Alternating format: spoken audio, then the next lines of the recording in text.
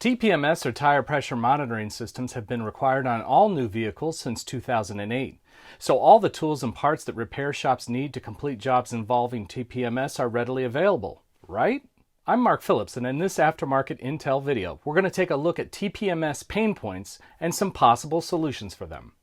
This video is sponsored by Continental Ready Sensor, a revolution in TPMS sensor replacement. For more information, visit ready-sensor.com.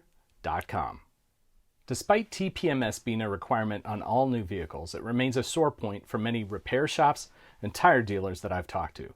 The reason is there are just too many makes and models and the TPMS requirements that come with them. And this complicates stocking TPMS sensors at parts warehouses, stores, and repair shops. TPMS serves an incredibly important role. It lets motorists know if any of the vehicle's tires is 25% or more below the proper inflation. Laws regarding them were instituted because thousands of crashes each year were attributed to underinflated tires. With the average age of vehicles on U.S. roads now at more than 12 years, that's a lot of sensors. But what if there are, say, 300 different types of sensors? How can a shop stock even half of that? Hey, were you at Apex? If so, you might have heard Continental introduced its next generation Ready Sensor line. In developing this line, Continental product managers were able to engineer a way to significantly reduce the different types of sensor SKUs a shop would need to service a wide array of incoming domestic, European, and Asian vehicles. Shops will now need only 4 Ready Sensor SKUs to replace more than 290 different OE sensors on over 150 million vehicles in operation from model years 2002 to 2021. The new Ready Sensor sensors are offered in both clamp-on and snap-in valve configurations and 315 MHz and 433 MHz frequencies. They are made in ISO-certified facilities to the same quality standards as the OE parts that Continental supplies to automakers worldwide.